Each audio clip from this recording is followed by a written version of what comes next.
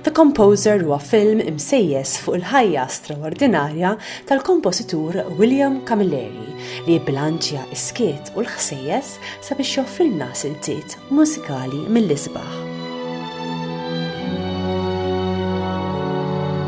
The idea for the film, The Composer, came about when I was in contact with Steven Spielberg's cinematographer, Gary Waller, and I passed a synopsis on to him, and he passed it on to the executives at Sony Pictures in Los Angeles, and they said they love it. And I was totally surprised. I didn't expect this reaction.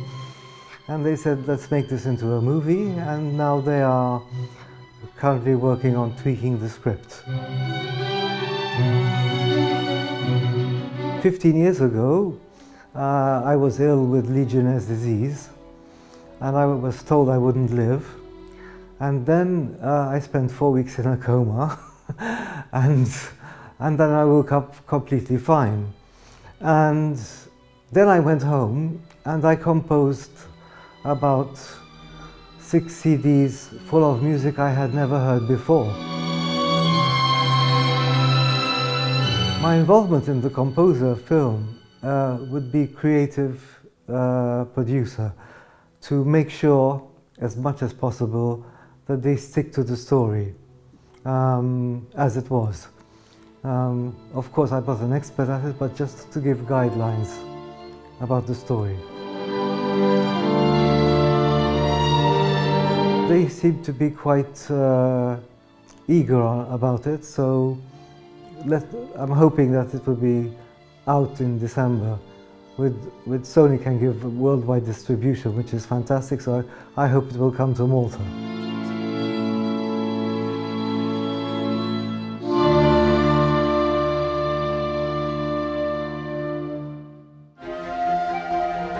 Li kieku l-istudenti tat-Teatru fl-Università ta' Malta jiġu fdati bid-disinn tas-sett ta' musical, bliema xogħol kienu joħorġu.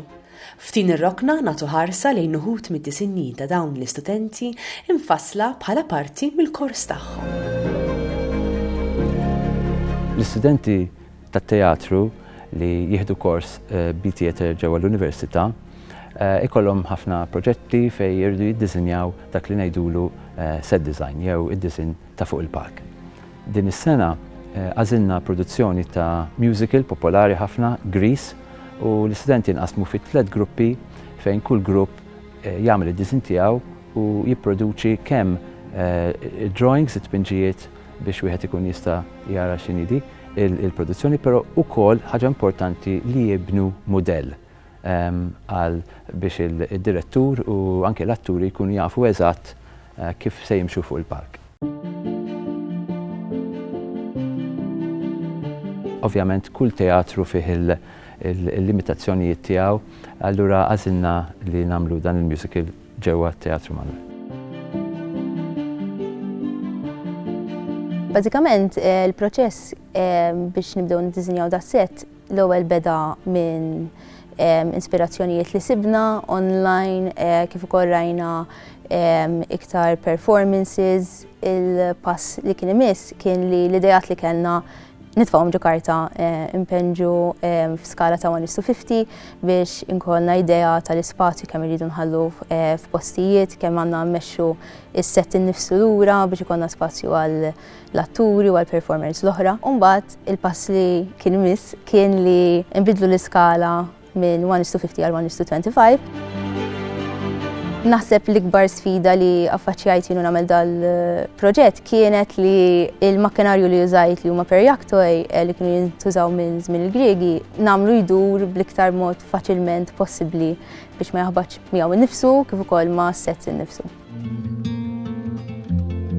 Jiena f'dan il-proġett kont fi grupp ma' 2 oħra u ddeċidejna li nżommu ma' żminijiet tas-sittinijat u s-sebgħinijat. Jiġifieri ddeċidejna li nżommu mal-kuluri ta' dak iż-żminijiet ukoll ma' l-aħmar, ma' l-iswed, l-abjad u l-krom u ddeċidejna li nżiduhom fis-sett li konna ħanamlu għall-Grease. Permezz dan il-kors jiena tallimt kemm verament jidħol xogħol fir-rigward ta' set design, kemm tipprepara ruħek u tagħmel ir-riċerka tiegħek kif suppost, però hemm ħafna libertà wkoll u ħafna post fejn tista' tesprimi ruħek fis-sets li qed tagħmel.